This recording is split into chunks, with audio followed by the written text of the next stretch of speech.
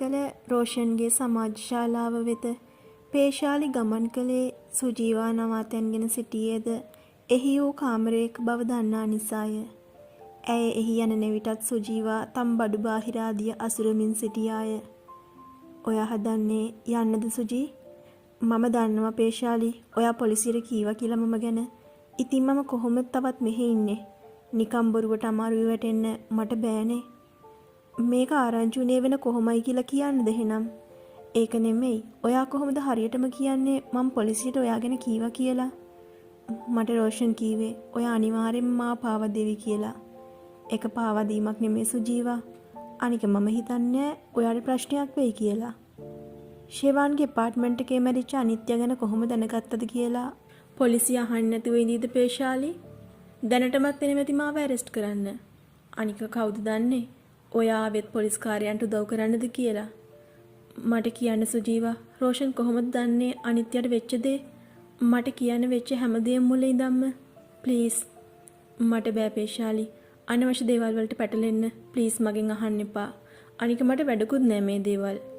යයි පැවසූ සුජීවා පිටව යාමට සිතා ඇඳුම් බෑගේ අතටගෙන අත් බෑගේද කරහිලා ගත්තාය. අනේ ප්ලීස් සුජීවා මට ඕන අනිත්‍යයට මොකද උනේ කියලා දැනගන්න විතරයි. ඔයා දන්න දේ මට කියන්න. මම පොරොන්දු වෙනවා ඔයාට ප්‍රශ්නයක් ඇති නොවෙන්න බලා ගන්නවා කියලා. පේශාලි වහා ඇගේ දෑත්වලින් අල්ලාගෙන ඇගේ ගමන වැළැක්වීමට උත්සාහ කළේ මේ දැන ගැනීම ඇයට අත්‍යවශ්‍ය වූ නිසා වෙන්නේ. අනේ මට කරදර කරන්න එපා පේශාලි. ඔයා දන්නවා මම මෙහි ඇවිත් දුක් විඳින්නේ මගේ දරුවෝ දෙන්න නිසා. ඔයා හිතනවද සුජීව හැංගුණාම ප්‍රශ්න විසඳනවා කියලා? ඔයා මෙහෙම කරද්දි නිකම් ඔයාව සැක කරනවනේ. ඔයා මේකට ෆේස් කරොත් කිසි කෙනෙක්ට බෑ ඔයාට දෙයක් කරන්න. තේරුම් ගන්න මම කියන දේ.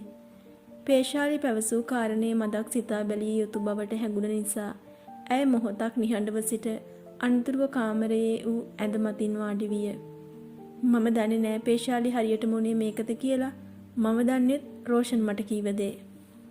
ඇය සියල්ල පැවසීමට මුල පිරුවාය. ඒ දන්න දේ කියන්න සුජීවා. ඒ ඇත්ත අපි හොයා ගන්න ඕන. පේශාලි මෙසේ පැවසුවේ ඇගේ වමත මත තම අතක් තබා විශ්වාසනීයත්වය තහවුරු කරමින්ය. ඊයේ 12යි කාලට වගේ රෝෂන්ට කෝල් එකක් ආවා.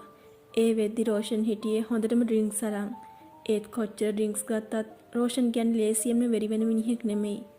රෝෂන්ගේ යාළුවෙක් දැකලා තියෙනවා අනිත්‍ය මහරෑ ශෙවාන්ගේ ඇපාර්ට්මන්ට් එකට යනවා. දැස්වලට ගලා එමින් තිබූ කඳුළු බලහත්කාරයෙන් රඳවා තබාගෙන පේශාලි කතාවට කන් දුන්නාය. සමහර විට අනිත්‍ය ගැන හොයන්න යන තැන් බලන්නේ රෝෂන් කෙනෙක් දාලා හිටියා වෙන්නත් පුළුවන්. ඒ වෙලාවෙම රෝෂන් ක්ලබ් එකෙන් ගියේ මට හැමදේම බලා ගන්න කියලා. එයා කීවා අනිත්‍යව මරලා දාලා හරි දෙකෙන් එකක් බේර ගන්නවා කියලා. ඒත් ගිය පයිම වගේ රෝෂන් ආවා. ඒ හොඳටම හති දාගෙන බය වෙලා.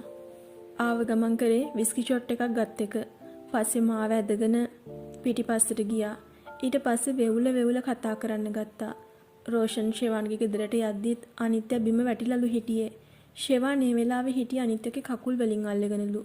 රෝෂන් කියන විදිහට ශෙවාන් ලෑස්ති වෙලා තියෙන්නේ අනිත්‍යගේ බොඩි එක හොරෙන් මරන් ගිහින් කොහෙට හරි දාන්න. ඒත් රෝෂන් දැක්ක නිසා සේරම අවුල් වෙන්නේ නැති. ඒක දැක්ක හැටියේ රෝෂන් ආපහු හැරිලා දුවන් ඇවිත්. ඒක වෙන්න බෑ සුජීවා. රෝෂන් මේ මිනිමර්ම කරලා දැන් ශෙවාන්ව පේශාලි පවසන විට සුජීවා ඇය දෙස බලා ශෙවාන්ගේ ගෙදර මේ දේ වෙලා තියෙද්දි ශෙවාන් මේකට සම්බන්ධ නැහැ කියලා හිතන තරම් ඔයා මෝඩයිද පේශාලි? යයි විමසුවාය. දැන් රෝෂන්කෝ දෙයත් මතට නල්ල බර කරගෙන මොහොතක් සිටි පේශාලි අනතුරුව එක්වරම විමසීය. මන් දන්නේ නැහැ. මං හිතන්නේ රෝෂන් කොහේ හරි ගිහින්.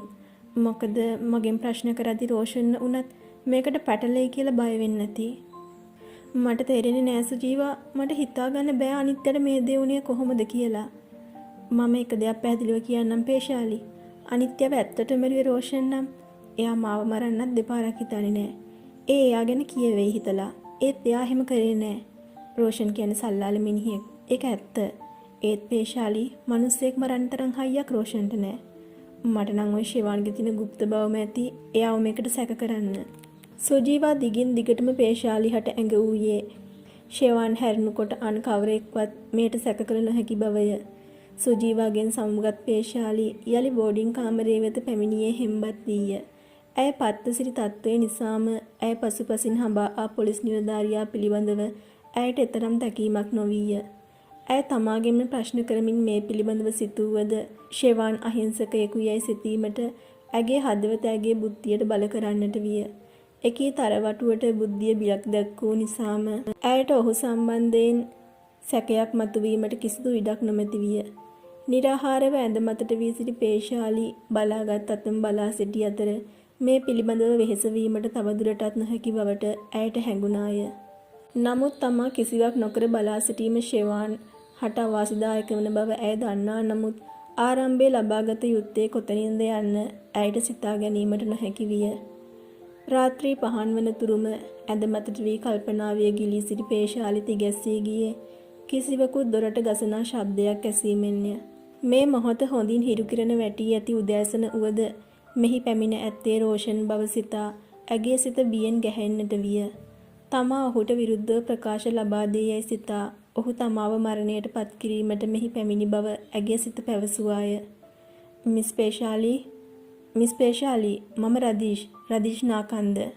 ඒ වචන කීපය නොවන්නට මේසේ මත තිබූ මුවහත් පිහිය ඇය අතට පත්වනු නොඅනුමානය. දැස් පිස දමා කොණ්ඩේ අතින් සකසාගත් ඇය වහා දොර විවෘත කළාය. මිස් පේශාලි පැනලා යන බඩු පැක් කරනවා නෙමෙයි නේද? සොරි. ඇය එලෙස පැවසුවේ ඔහු අදහස් කළ දේ වටහා ගැනීමට අපහසු බවට හඟවමින්ය. නෑ, රෝෂන්ගේ ක්ලබ් එකේ ඉන්න ලේඩිත් ලෑස්තිලා හිටියේ බඩු අරන් මෙහෙන් යන්න. එතකොට රෝෂන් දැනටමත් පැනලා ගිහින්. මං හිතුවා මිස් පේශාලි ඔහු ඉතිරිය නොපවසා කට කොනින් සිනාවිය. මම බයේ පැනලා යන කෙල්ලෙක් නෙමෙයි සර්. කොටින්ම මම ෂෙවාන්න තනි කරලා යන්න හිතලවත් නෑ. ආදරේ කියන්නේ මිනිස්සුන්ව මොනතරම් මුලා කරන දෙයක්ද නේද මිස්? මට සර් කියන දේ පැහැදිලි නෑ. නෑ, ඒක අතෑරලා දාන්න. අපි අද මිස්ගේ ඇපාර්ට්මන්ට් එකට යන්න හදන්නේ. ඕ මම කීයක දෙන්නම්. කීයක නැතිවත් අපිට යන්න අමාරුවක් නෑ මිස්. ඒත් මිස් පේශාලිත් අපි එක්ක යන්න එන්න ඕන. රදීෂ් පැවසුවේ වඩාත් අවධාරණයෙන්ය. සෝරි මම ඊයේ කිව්වා ඒ ගෙදරට යන්න මට බෑ කිසිම හිරිකිතයක් නැතිව අංකල් ජගන්ගේ තැනට යන්න. මම ඒ ගෙදරට වෛර කරනවා. ඔය තරම් කලබල වෙන්න එපා මිස්. ඉස්සරහට ආරංචි වෙන දේවල් එක්ක මිස්ටේ හිරිකිතේ දරා ගන්න බැරි වෙයි. මට තේරෙන්නේ නෑ සර් කියන දේ. සර්ලා හැමදේම හොයාගෙන නම් මට කියන්න. කවුද මිනි මරුවා? මාව මෙහෙම පටලවන්න එපා. මේ මර්ඩර් එකට මිස් සම්බන්ධයි නම් අපි හොයාගත්ත දේවල් මිස්ටර් කියන එක විහිළුවක් නේද මිස්? මොනවද මේ? මම කීවේ සම්බන්ධයි නම් කියලා විතරයි. මේ මර්ඩර් එක වුණේ මිස්ගේ බොයිෆ්‍රෙන්ඩ්ගේ ගෙදර. ඒතර මිස්ගේ කාර් එක තිබුණේ එහෙ. මිස්ගේ කතාව මිස් ගොතපු එකද දන්නේ නෑනේ. හරි. දැන් මිස් ලෑස්ති වෙන්නකෝ අපි එක්ක යන්න. රදීෂ් දෙස නුරුස්සන අයුරින් බැලූ පේශාලි මට විනාඩි 10ක් දෙන්න මම රෙඩි වෙලා එන්නම්. යයි පවසා දොර වසා දැමුවාය. රදීෂ් එක් නිලධාරියෙක් හට ඇසින් ඉංකලේ කාමරයේ පිටුපස ප්‍රදේශයට යන ලෙසටය. සර්, ඇයි අපි මේ කෙල්ලව ඇරෙස්ට් කරන්නේ නැත්තේ? රදීෂ් අසල සිටි පොලිස් නිලධාරිනියක් සෙමින් ප්‍රශ්න කළාය.